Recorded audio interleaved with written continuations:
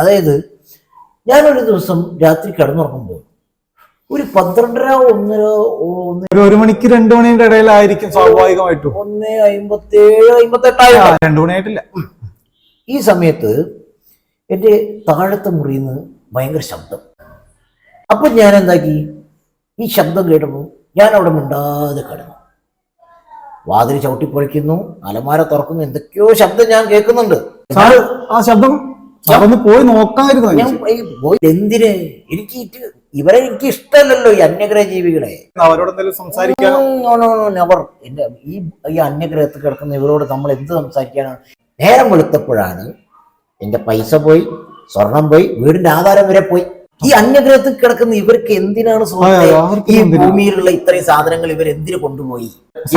അന്ന് മുതലേ ഇങ്ങനെ ഇതിന്റെ പിന്നാലെ തന്നെ ഉണ്ട്. ഇതിന്റെ പിന്നാലെ ഞാൻ ഒരു പട്ടിയെ പോലെ അലയുകയാണ്. ഈ